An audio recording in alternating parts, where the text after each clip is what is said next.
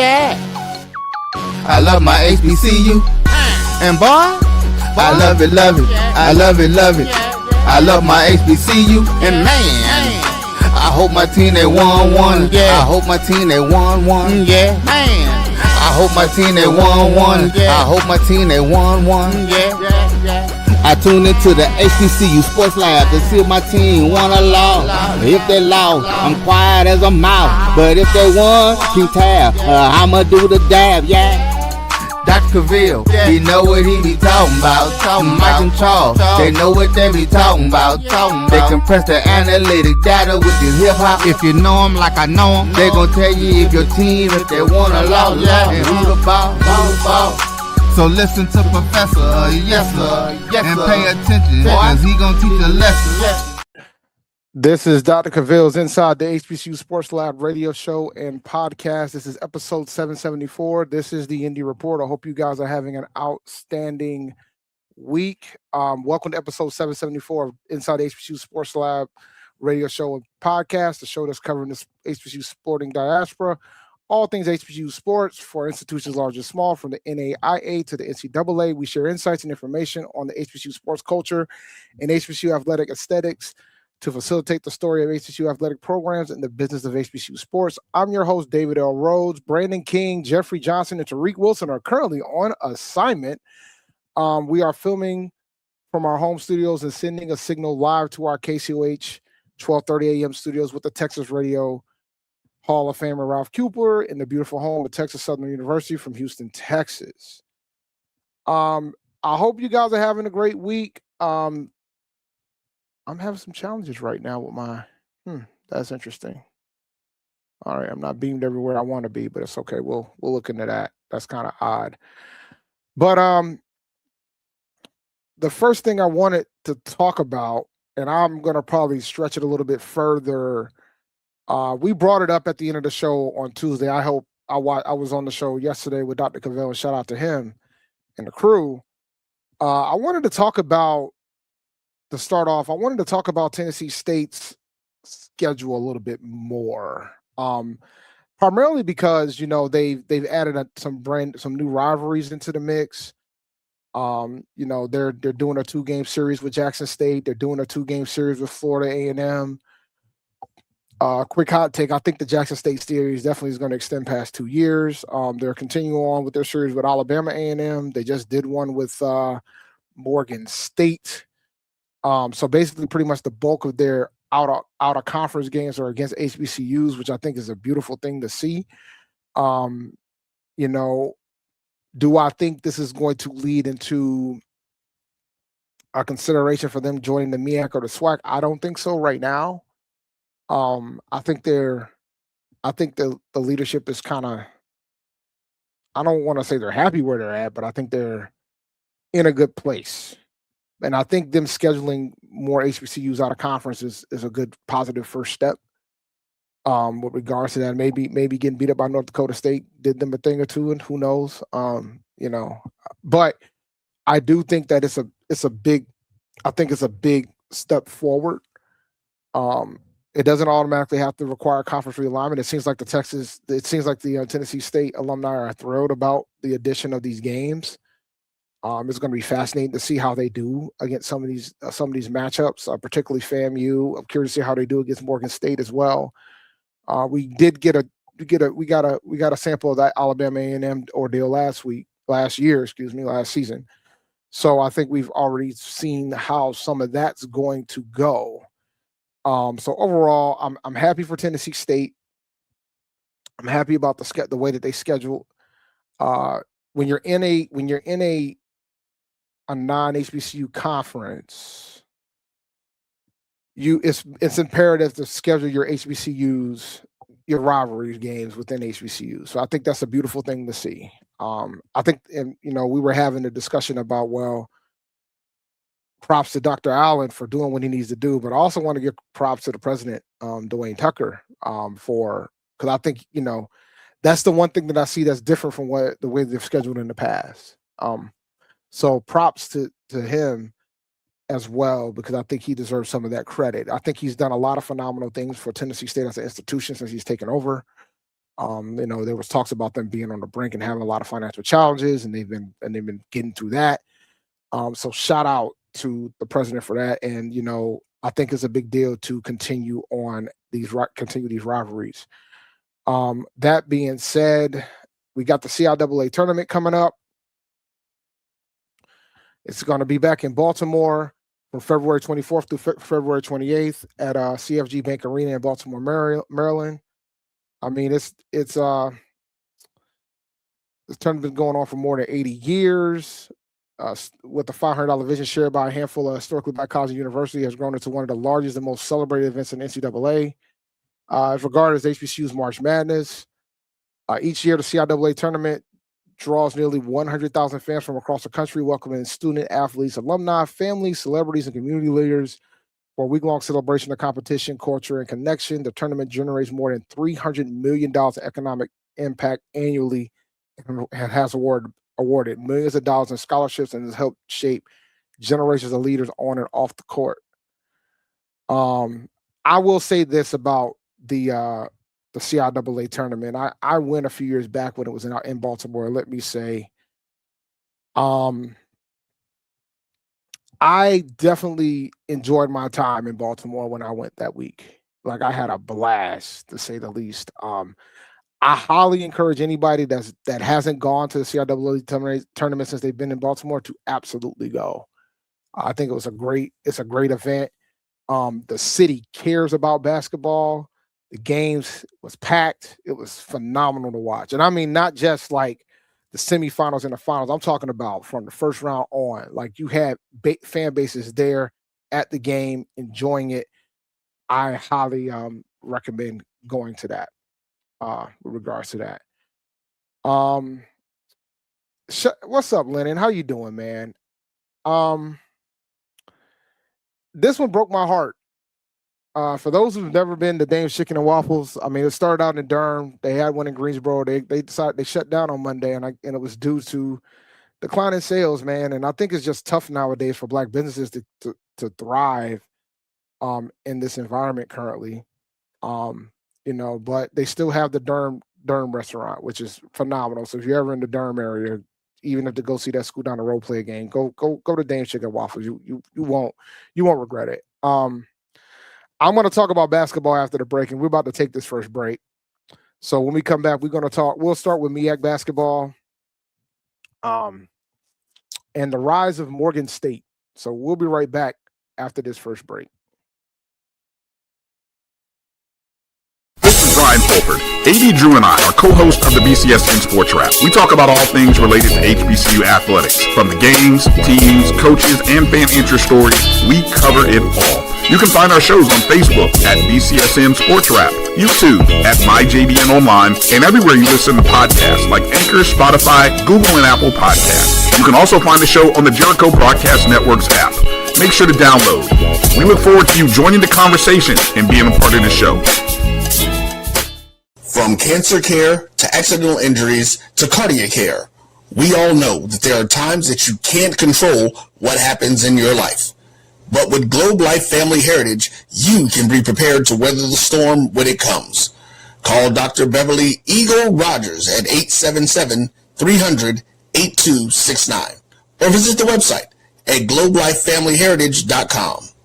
With over 25 years of serving communities, Dr. Beverly Eagles Rogers is here to help you and your family through difficult times. Dr. Beverly takes pride in Globe Life being one of the few companies that returns 100% of premiums to clients that stay healthy. So for more information, call Dr. Beverly Eagle Rogers at 877-300-8269 or visit the website at globelifefamilyheritage.com.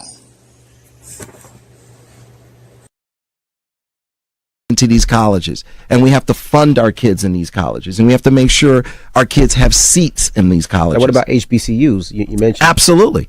You got to fund them all, and you've got to make sure they're properly funded. You know, the real reason why I went after Comcast and Charter, it didn't have anything to do with my cable networks. It didn't. What happened was a gentleman wanted to do the Black College Sports Network in partnership with the HBCUs. and Comcast did not accept it. And that would have made a lot of money for these black colleges. Absolutely. And it would have educated the Black College Sports Network. This is what he wanted to do. That would have educated a lot of black kids. And when they didn't do that, that's when I came off the bench and said, okay, I'm going to light you up like a Christmas tree. Mm-hmm. Okay. That was the real reason why I got into it, was when I saw what happened with the Black College Sports Network, which I don't own. I just knew. Why did you buy it? I just knew. I just knew that these black. I like that talk. All right. I knew that these black colleges were going to benefit, and these black kids were going to get the education that they deserved and not have to pay. There's a shot. To right. It could be. Right field. Grand slam. What a shot. That's how you get hot, young fella. Thank you guys for what you do for HBCU athletics. This is a fantastic avenue for all of us. This is our ESPN, so we love what you guys do, all you guys at BCSN. We really appreciate what it is that you guys do for us. For over 30 years, HBCU Image has been more than just an apparel store. We've been a movement, a statement, a legacy. We celebrate the pride, the purpose, and the culture that make historically black colleges and universities legendary. HBCU Image, a Kenny T's company. Compress the analytic data with your hip hop. If you know them like I know them, they gon' tell you if your team, if they wanna lose, and who the ball. So listen to Professor, yes sir, and pay attention, cause he gon' teach a lesson. This is Dr. Cavil's Inside the HBCU Sports Lab, and I have Brandon King with me. What's going on, sir? How's it going, good sir? Doing all right. We were just talking about your illustrious schedule that you have. You got all these, you adding all these HBCUs to the pot. You know what I'm saying? You got a pretty strong schedule up in these streets, man. How you doing? Pretty good. Yeah, it's actually good to see, and it's been a long time coming. I think that, and you kind of alluded to it in your previous points, when you're not playing in a historically black conference and you're playing those HWCs, it's important. Sorry, that you get it, when you do schedule those HBCUs. It's ones that, because there's already going to be that additional interest in them anyway, just because you're stepping outside your conference, but you're also getting back to your roots, if that makes any sense. But then with when you schedule those and you put the Jackson States and the FAMUs, those rivalries, it adds a little something extra to it. So I think it's great. It's already, I think, created an even more anticipation or a buzz heading into 2026. So I'm excited now. Hopefully, if people just, to at least for the home game, just show up for those, that would be great. I mean, I think they're gonna show up to these more likely than when you guys play, like, Eastern Illinois or something like that. Like I think they're gonna show up these. I think they're gonna show up these. Like I don't think Gardner Webb is like the same draw as Morgan State. Morgan State's draw might be on that level. Speaking of Morgan State, they and I got a video that I'm gonna show you guys in a few, but they kind of they done did their thing, man. They beat Howard and Norfolk back to back. 1-point games. Morgan men's basketball, man, they on the rise. And I want to remind everybody, for all you top 5 guys and gals, A&T is 4-1 against the MEAC, including beating Morgan State and Maryland Eastern Shore. I just want to bring that out there for the atmosphere, for you guys to be aware. So when you guys be thinking about your top 5s, you need to think about us. Okay? You know what I'm saying? CAA A&T needs love too. Okay? So y'all need to think about us when y'all start talking about your top 5s. Let's consider it just a tad. But all jokes aside, Morgan State's doing their thing right now. And I know my buddy Markham Banks is not thrilled with the success that they're having, because as a Morgan State grad, he's not the biggest fan of the coach. But they're winning games, man, and it's very surprising, to say the least. I don't know what your thoughts are with regards to that. Well, I mean, man, yeah, you put together wins against Howard and Norfolk, who've been kind of the cream of the crop of the MEAC for the past few years, and obviously, Morgan they've they've had the challenges over recent years. I'll just say it like that. So, I mean, anytime you can pick up wins over the perceived or the top league conference, I can't talk right now. Top teams in your league, it could be a sign that maybe, much to the chagrin of your friend there, that maybe the program might be starting to trend in the right direction. Well, Oh, it's currently Morgan State are third in the MEAC at 4-2. Now there are some games that have to be made up. That has to be played. There's been a few games that were canceled due to the winter storms, Snowmageddon. But right now, Morgan State sits at 4-2. Maryland Eastern Shore is still undefeated at 4-0. The school down the road is 3-1. South Carolina State is 3-2 as well. So Norfolk State's 3-3. Howard's 2-3. So when you look at the standings right now, it's gonna be fascinating, especially with Maryland Eastern Shore remaining at the top. But they got some games to play. They're a little bit behind, so they got some games to play. They do. But it's kind of fascinating. I think when MEAC basketball media day and all the pundits got to talking, I'm pretty sure most of them did not have the conference, even though we still got a lot of basketball left to be played. Saw it playing out like this. If they had Maryland Eastern Shore sitting atop the MEAC on their bingo card. A lot of them they picked Norfolk if I recall correctly, and even Coach Robert Jones was surprised. Like he didn't think they deserved to be picked to win the MEAC. He knows better than anybody else. And right now, we're seeing it right now. They're 3-3 in conference. Somebody asked the question: will Alabama and A&M and A&T stays on Tennessee State schedule? A&T is scheduled to play them again and play them in Greensboro in 2028. And so I don't know if there's going to be another contract in place with Alabama and A&M after they do their home and home series. But if I was a betting person, I think there will be. They would be wise to continue. Yeah. I mean, it makes sense for so many reasons. They'd be barring something catastrophic. I can't see why that wouldn't continue. Yeah, I'm with you. I'm not putting this comment up because I try not to get into politics, but they're not y'all. There ain't no toss of y'all go join the MEAC. I'm assuming. Not that I have.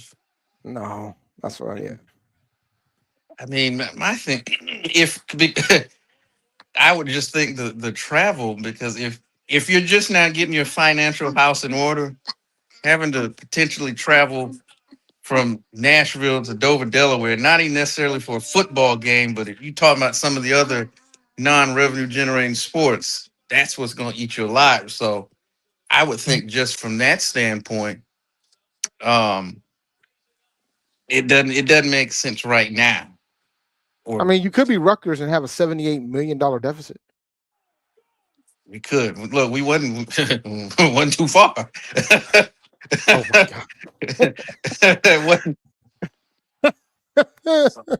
I mean, but we don't. We don't. We may not have some of the resources that Rutgers has, but I'll say shout out to President Tucker and what he was really able to get done to already kind of get the proverbial financial house back on firm footing, and it didn't take a long time. I mean, we're not talking about 3, 4, 5 years. He got in there and got his hands in there, as I say, got his hands dirty and make some things happen. And now from a financial standpoint, the outlook's a lot brighter. So hats off to President Tucker for that. Yeah, man. I think it's amazing what he's been doing. Now he's got to keep that momentum going, and I'm pretty sure he will. And I think the way that you guys are scheduling now is a great first step too into it, because you want to have some alumni engagement, and I think this will pick that up a little bit. So I'm very interested to see how that's going to go. Oh yeah, people talking about it already. I heard people was already talking about trying to get down to Tallahassee and get to Nashville for some of the out of towners for some of these games already. Yeah, that's great. That's freaking awesome, man. So y'all are going to Bragg first? Yes. That's smart. That's smart. That's smart. They're not Yes. gonna be ready. I don't think they ain't gonna be ready for y'all. They ain't gonna be ready yet. And the thing, honestly, if I still lived at home or if I was home during that weekend, because Auburn is only like an hour and a half from Tallahassee, I would ride down. And I hadn't totally eliminated that because I that's actually one of the things on my HBCU bucket list. And you would think living as close as we did, or as close as we are, I would have went to a game at some point. But I haven't been to FAMU's campus yet either, man. I'm overdue for a I've been trip. to the campus a couple times, but I've never I was hoping my went to. daughter would be interested in going to schools in Florida and give me an excuse to get down there. But I did not get that luxury. She kind of eliminated a lot of states in the South, unfortunately. So she out here having me going to New York and Mass and Vermont, had me going to all these freaking states up north, but couldn't get her down to Way up Florida. there. Yeah, couldn't get me down there in Florida. Luckily, we were going down there in the winter, so she saw what the cold looks like, so she kind of opted out of a lot of those options. I went to Vermont in like February. Oh my gosh. It was cold, bro. It was cold. It was cold. Gosh. I can only you're right in the teeth of winter. Look, man, it's a habit. Hey, look, man. I'm just saying to give Tennessee State the opportunity to win, they need to catch y'all early. They got to catch y'all early in this whole process. I believe Quinn Gray is a phenomenal hire for you guys. But they might not be ready by then, man. You got to catch them. You got to catch them early. Just like right now, this is the time to schedule A&T. You better catch us early, because this whole situation that's going on, it ain't gonna be this bad for too long. Not with the guy that we got in there right now. We did, and we barely beat y'all then. Look, man, but we were both a mess. We should have beat y'all, man. I'm so furious about that. I'm still mad about what happened that joint, man. But we have so many opportunities. I'm in truck watching. I'm like, oh man, I don't know if we gonna woo. You like I say, and I know we've talked about it, but really it was 3 plays really decided that game. Mm-hmm. Because outside of those 3 explosive plays, we couldn't. That and the wild thing is that was the theme, but that was the theme of the season for us all year. That was the theme. There'll be 2 or 3 plays that we would give up, and then if we don't give up those 2 or 3 big plays, we're good for 2 or 3 untimely turnovers that will swing it. South Carolina State was a prime example of that. And we were dominating the HBCU national champions, bro. We were dominating them, and then we had 2 or 3 plays that changed everything. Yep, changed everything. And that was it. So we're almost there, but and then the wheels just fell off at the end. All right, I want to go to break, but before we go to break, I want to run this video for y'all. We'll probably have a discussion point. We'll get into the independent basketball teams, but I wanted to run this video for y'all so y'all can hear it. So let's do it. Give me 1 second to get it going. How about those Aggies? North Carolina A&T men's basketball picked up its first 2 conference wins en route to earning my CAA Team of the Week.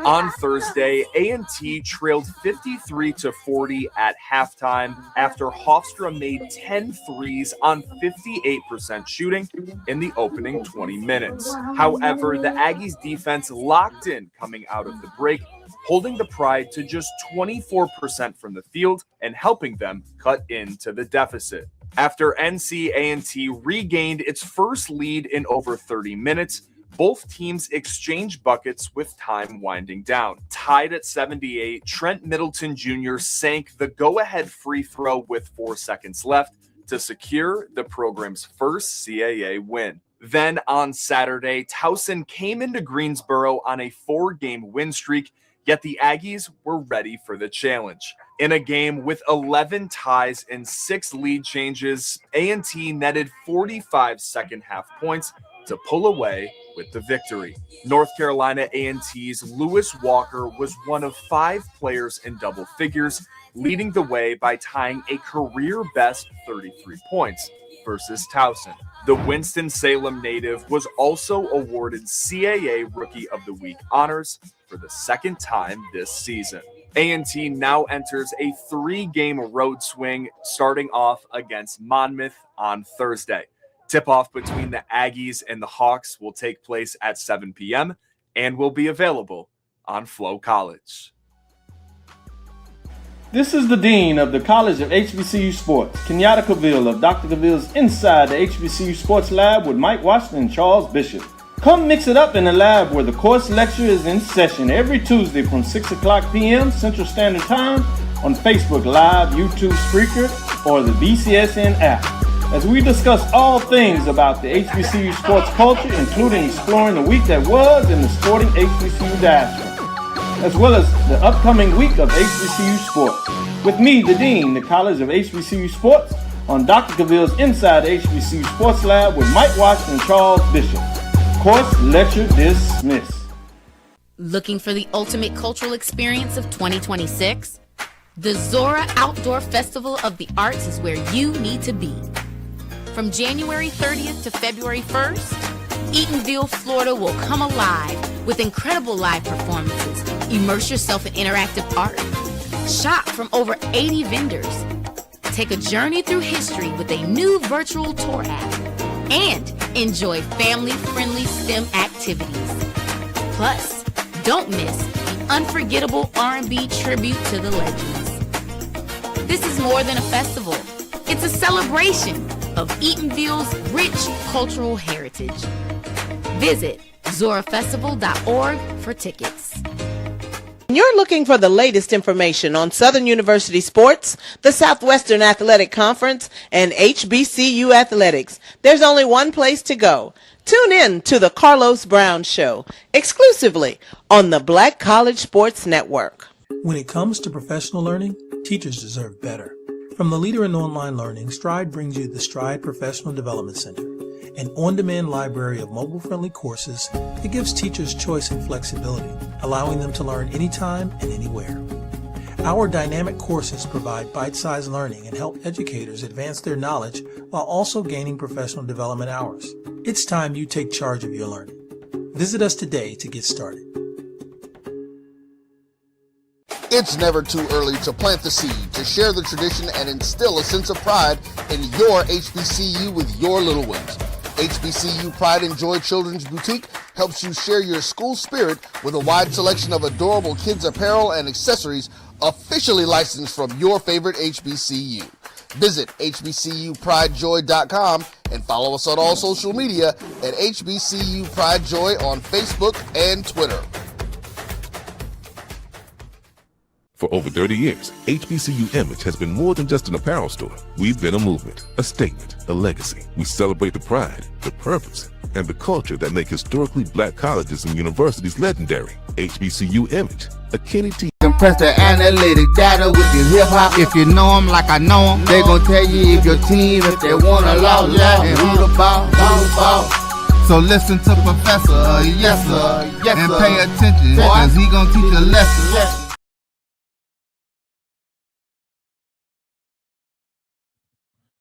Welcome back to Dr. Cavil's Inside the HBCU Sports Lab, episode 774. This is the Indy Report, and I'm here with Brandon King. Look, man, my Aggies are balling right now, bro. They out here balling right now. Those two teams were second and fourth place respectively in the conference. And we pretty much they came down to Club Corbett and they got sent home with L's. So we out here doing what we need to do. And I was very critical of Coach Ross the previous week, and rightfully so, because he hadn't won a conference game up to that point. But he delivered. He delivered this weekend. Had the Townsend game early to make sure folks can get home in time. They moved the team up to noon that Saturday and took care of business and got those guys back to Townsend, Maryland with a fade. So I was very happy with the results that occurred over the weekend. Thursday was Greek night, so it was pretty crowded with regards to that game. But now I'm happy for the guys, man, because I think we're so close. We played a close one against UNCW in the opener on television, And now I think we're finally starting to hit their stride. And I said all season long, if they can figure out how to play together, they're going to be dangerous going into that tournament, man. So this was a good start. We'll see what they do this upcoming weekend with Monmouth and 3-game Rhodes kid they got coming up. Yeah, they picked up a couple big time victories, man. If you're gonna get your first conference win, it doesn't hurt to get it against two of the teams in the top end of your league. Absolutely. But y'all ain't And doing y'all out here balling too, man. yeah, we're playing really well. Just came off another win against Lindenwood, so we're second in the conference right now, man. No, they've been playing really good basketball, and I tell you, they exceeded even my expectations. Um, I thought the Nolan Smith hire was a good hire, and he's really been able to get in there and already put his handprint on the program. When especially, and I've said it before, when they when they can get out, when they can create turnovers and they can get out in transition, they're able to create a lot of easy baskets in the open court. And a lot of the runs that they've had, either to get back in games, to put games away, or build leads, happens because they're able to create turnovers. And then get into that game, and that's when they're at their best. They've got two of the top steals guys in the league. And Nkrumah is leading the conference in steals, and he's ranked nationally. And let's say he's in the top five. The last time I looked, he's like fourth or fifth. And you've got two of the top five scorers in the league. Travis Harper's leading the OVC in scoring, averaging a little over 17, almost 18 a night. And you got Aaron coming in with right at 17. So, with those two guys, on any given night, they can go off, and Travis has been on a heater the past week. I think what was his shooting splits? He was connecting with over 50% of his threes. I mean, his shooting splits was crazy last week. And they've got a lot of guys who can do it. With all that being said, Dante Harris won co-newcomer of the week. So, they've got a lot of guys, whether it be a Jalen Petrie or, Carlos Williams or Antoine Lord coming off. They've got a lot of guys that we've seen throughout the season that's been able to really be it scoring, rebounding, providing the ball club whatever they need. So, I mean, I'm optimistically cautious, but I think they have a legitimate shot at winning at least the regular season championship. And I think if you can get one of those top seeds and get that double bye, I mean, it makes all the difference in the world. You got to do a lot less work to get to the championship game. So things are looking good. We got a game tonight, actually. I think it's probably So, on now. quick question. So, do the top two teams get a bye or just one? I believe it's the top two because, yeah. How many teams Might are there? be. Oh, we just lost them. Oh, Brandon. Okay. I think we lost Brandon. Hopefully he gets back here. He'll be back. All right, Brandon's gonna fix himself and he'll come back. I'm gonna pull up the CAA standings real fast. I can pull that up real quick. And we can navigate it for a bit while Brandon gets situated over there. He might have got a phone call or something. He's an important guy, so he might have gotten a phone call or something like that. So, all right. So here are the standings for the CAA. Right now, A&T sitting in next to last. For those who don't know, all 13 teams get into the tournament. So actually, y'all can't even see it. Let's add that to the stage. All 13 teams get into the tournament.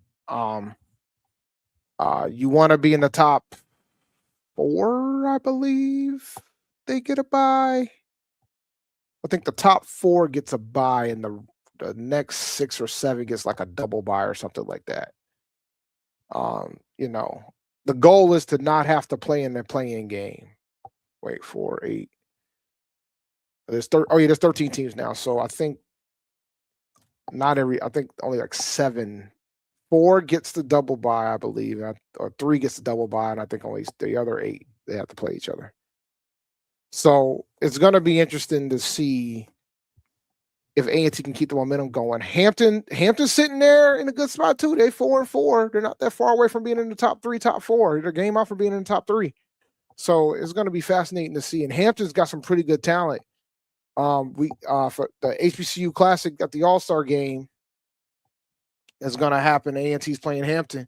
And if A&T keeps their momentum going, and you end up talking about phenomenal timing going into that game. So hopefully A&T can, because there's a lot of conference games left to play in this conference. So we got a lot of things we got to do, a lot of places, a lot of progress we got to hit. All right, I'll wait until I see Brandon before I bring it back up. Let's see here. So overall, I think we're in a good place, considering how we played. But Hampton's doing a pretty good job right now too, in conference. They played UNCW close.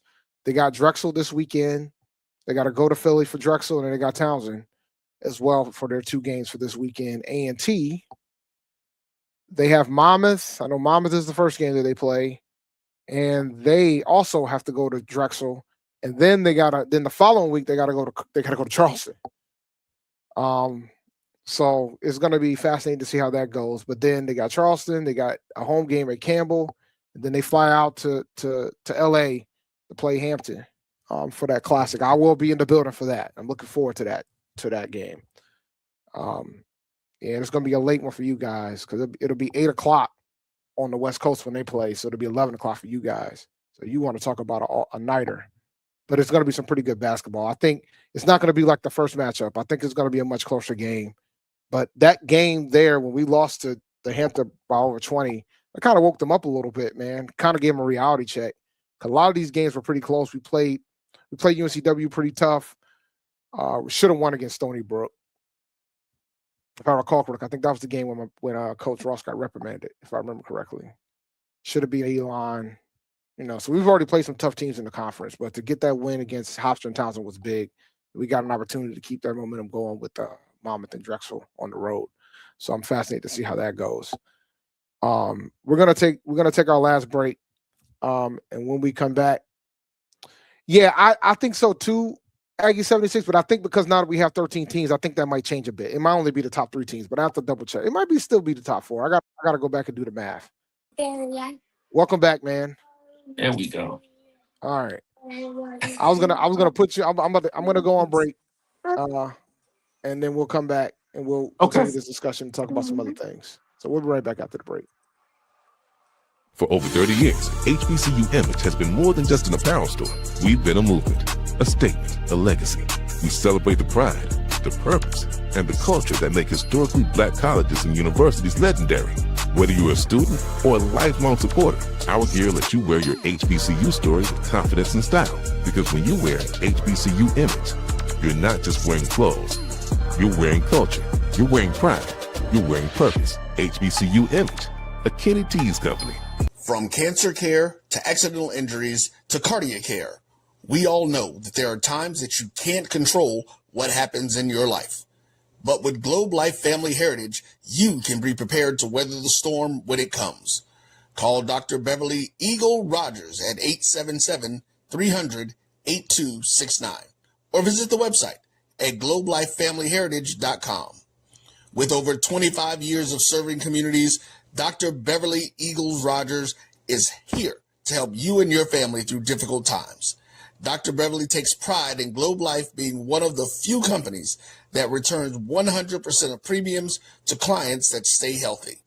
So for more information, call Dr. Beverly Eagle Rogers at 877-300-8269 or visit the website at globelifefamilyheritage.com.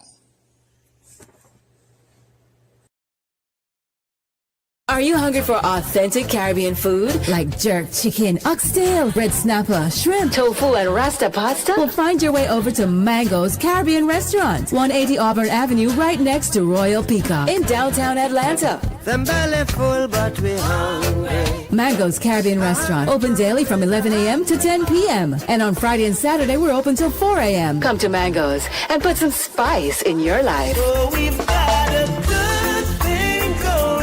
Mango's Caribbean Restaurant, 180 Auburn Avenue, right next to Royal Peacock in downtown Atlanta. For more info or directions, call 404-698-3992 or log on to mangoscaribbeanrestaurant.com. For instant coupons, text MANGOS to 313131. Tell your mama hungry, papa hungry, brother hungry. Mango's Caribbean Restaurant, authentic Caribbean cuisines. Open up the door, tell your mama hungry. It's the 37th annual Zora Festival. It's in Edenville, Florida, Saturday, January 31st and February the 1st. On Saturday, the all-white party tribute to Frankie Beverly with Maze guitarist Jubu. Bread, Sunset, and Taisha Williams. And on Sunday, the Line Dance Party Live with Jeter Jones, Mike Clark Jr., and Boss Lady Coco. Tickets available at zorafestival.org. When you're looking for the latest information on Southern University sports, the Southwestern Athletic Conference, and HBCU athletics, there's only one place to go. Tune in to the Carlos Brown Show, exclusively on the Black College Sports Network. Compress the analytic data with your hip-hop. If you know them like I know them, they gon' tell you if your team, if they wanna lose, and who the ball. So listen to Professor, yes sir, and pay attention, cause he gonna teach a lesson. This is Dr. Cavil's Inside the HBCU Sports Lab, episode 774. This is the Indy Report, and I'm here with Brandon King and the Chillins. Look, where I go, they go. Oh, I understand. I can look. I've been there. My son's with his mom, and my daughter's in hospital out here being on the lake show on Monday. Look, I got 18 child-free minutes, so I can't. It's pretty good. It's a pretty good run for me. I remember those days, my man. I remember those days. Yeah. All right, man. So I want to go to the ladies. Go ahead. I know both of our teams are struggling. Like we kind of gave Charleston some fits. We started the game, but they took a 10-0 lead and we couldn't get the ball past half court. And then we turned the game around. We ended up leading by 2 at the half. We had a pretty decent lead going into the third quarter. And then the fourth quarter, it fell apart, and we ended the game on a 10-0 run. We ended up losing to Charleston. I think it ultimately boils down to the guard play. The guards are young. They turn the ball over a lot. That's been the theme. I still think if they can figure it out between now and the end of the season, we could be dangerous in the tournament because there's still some talent on that roster. But it's just we gotta clean up the turnovers. Yeah, gotta clean up the turnovers, man. And I feel like a broken record talking about it, and I think they're going to. And this could be a rebuild year for Coach Rob, and which is fine because we know he can coach. I'm not worried about that. So we'll see. Especially when you get into not only those close games but tournament time, and you can't give teams extra possessions. It just they've got to get that cleaned up. They didn't make a single 3-pointer that entire game against Charleston. Yikes! Sorry. Now, but I will commend them. I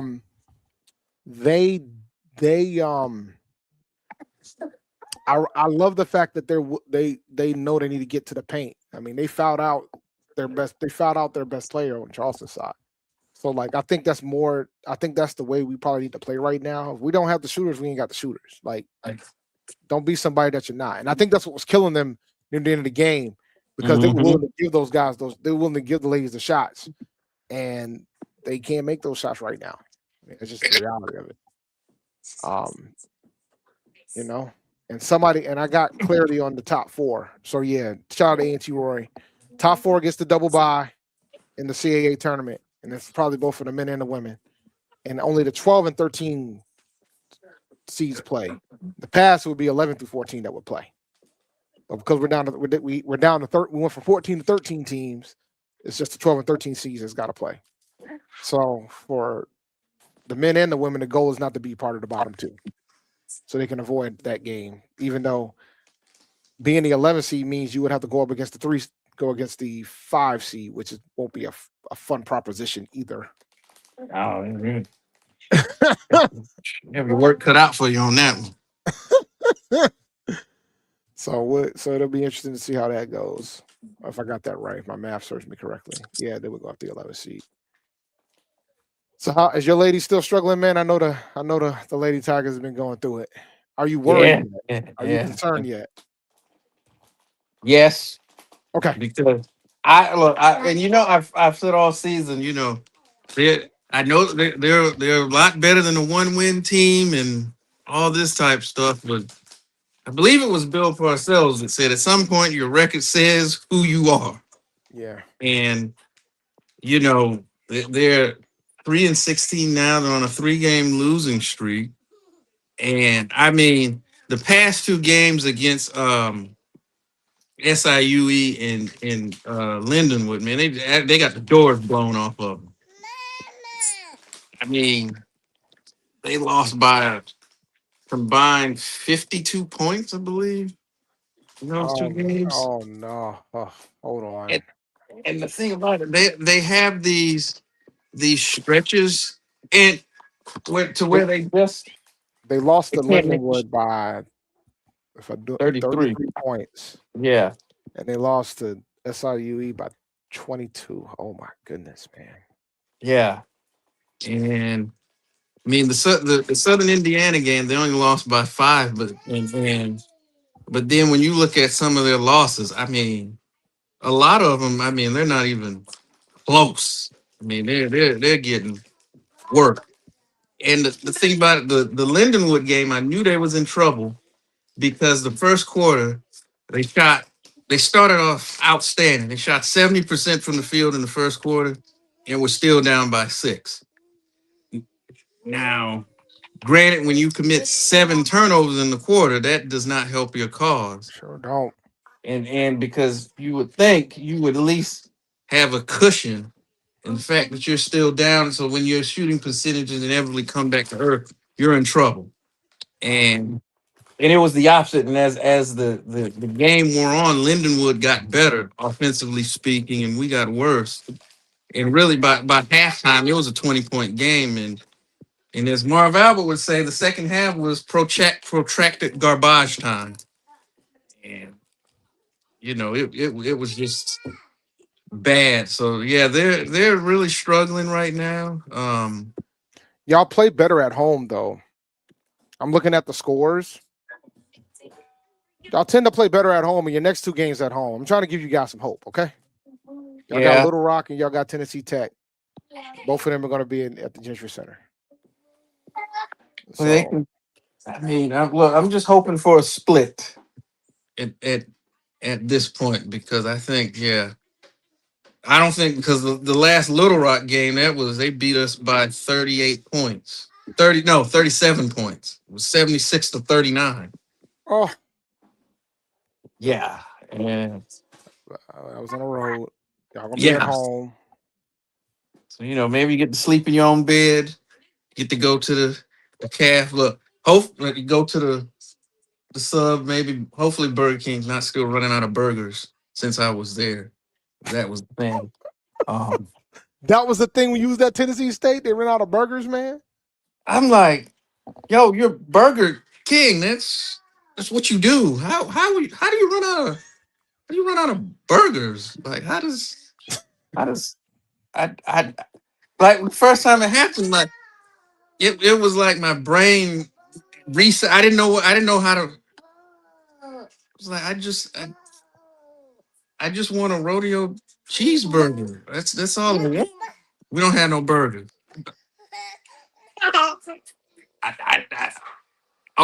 Oh, okay. Don't know what to tell you. They obviously didn't rule that day. Okay. Yeah. They obviously did not rule that day. All right, man. I know I didn't talk too much about Hampton. Their women's basketball team struggling a little bit too. They're playing better, but they're not as, let me pull up the standards for that. I think they might have a better record than us though. So I'm out here talking about them. When the reality is that we ain't that much better right now. Let me check the standings. If I can pull the standings out. Yeah, we're tied at 2-5, man. We're tied at 2-5. I'll pull this up real fast. We're tied at 2-5 with Hampton and Northeastern. Oh wow. So yeah, it's rough in these CAA streets right now. I can tell you that right now. Track season is gonna save us though. We got track going right now. We rocking the track right now. So it's gonna be interesting. Track and bowling, baby. Track and bowling. Track and bowling. Because the bowling is doing pretty well as well. Even though their tournament got canceled due to the storm. But track and bowling. You gotta have something to hang your hat on. Hey, look, man, Charleston's legit. Like, would not surprise me if they go undefeated in the conference this year. They're good. They're really good. Like their net ranking is in the top 100. All right, they're good. Like, I was happy for the ladies to play them as tough as they did. But we've given Charleston fits. But the problem is that we struggle with fast guards, and that's what they have. They have fast guards. They got the Barbeau twins, and they can ball, man. They can ball. I'll tell you. So yeah, they're good. Charleston 16-3 overall. Like, they out here beating folks out of conference. They're legit. They're really good. So shout out to them. They got a really good squad.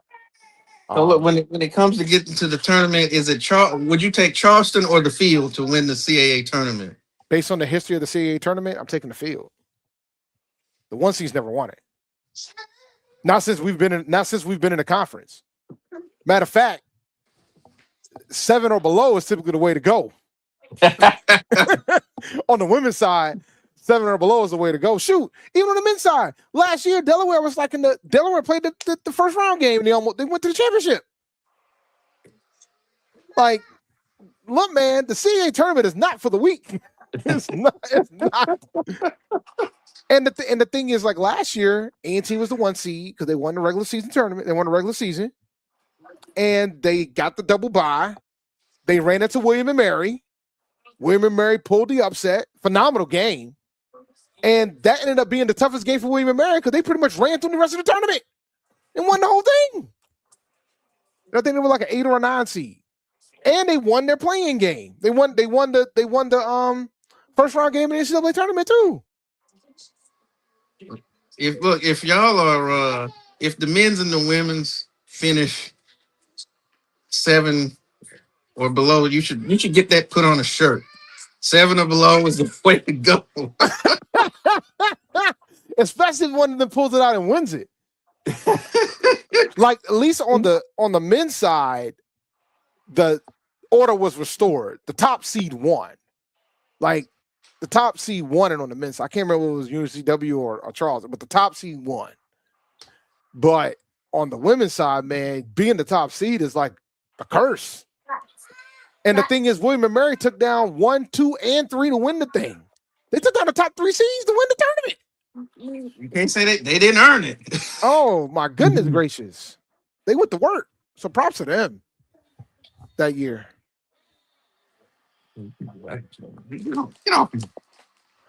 We are dependent on 2 women. If they don't show up early, it's a wrap for the Lady Pirates. Look, man, Adam, I will say this, man. Our dilemma is that our forward is the best ball handler on our team. So the forward has to bring the ball down. Because the guards try to bring the ball down, a lot of times they're gonna turn it over. And the forward Paris Locke gotta bring the ball down. She's the best ball handler on the team. So she brings the ball down. I'm gonna start calling her point forward Paris Locke. Sounds like that's the position she's playing. Yeah, man. Shout out to Chuck Hunt for letting us for this. Yeah, rest in power to Coach Lee Fobbs. I know, he's a Grambling legend. And his son his son won a black college national championship at Grambling as well. So shout out, won the first Celebration Bowl for the SWAC. So condolences to his family with regards to that. And I know, like when he was at A&T, it was rough, but he was always a class act with regards to that. He was always professional when it comes to it, and he didn't exactly have the best case scenario when he was there. I know people talk about what was going on there during that period of time, but the reality is that he had an uphill battle. But so rest in peace to him and condolences to his family. Absolutely. But let me see. How's the weather down there, man? It's cold. So we got, I don't know exactly how much snow we got, but I haven't been to work since Saturday.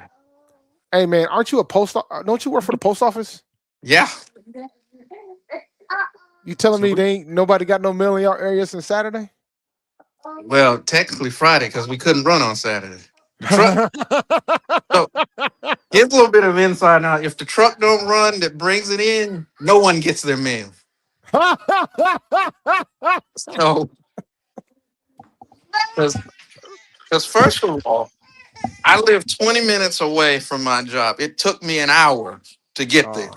Oh my goodness gracious! So, I mean, we couldn't, no trucks. We couldn't do anything. So, and the roads here have been bad. I left the house for the first time yesterday, going to Walmart, and I mean it's the problem was the snow was powdery, and then on top of that it got packed down, so it's all ice. It looks like snow, but it's just sheets of ice. So you can't do anything, and it may be a little different for the city carriers because some of those roads will be addressed But not as much as rural. you can in the south. But yeah, I'm rural, so there's places that look, it's treacherous enough when it rains or on a sunny day. So if there's any type of snow, and so I don't know what tomorrow's going to bring. All right. I gotta close out because the ONG strike zone's not. I don't want the ONG strike zone laying at me because I already have one family person yelling at me in the chat earlier today. So I got to make sure I let ONG strike zone do their thing. And shout out to Brian and the crew. So thank you for listening for Inside the HBCU Sports Lab. Make sure you share our podcast with your friends and colleagues. Make sure you follow. Check out sneakershoptalk.com for Brandon King. Follow me on Twitter at champd1012. Follow Dr. Kiana Cavil at Dr. Kiana Cavil on Twitter, Facebook, and Instagram. Follow Inside the HBCU Sports Lab 1 on Facebook and Inside the HBCU Sports Lab on YouTube. Dream big and continue to move forward. We'll talk to you soon. Brandon. Of course. Lecture. Dismissed. Have a good one, guys. See you next week.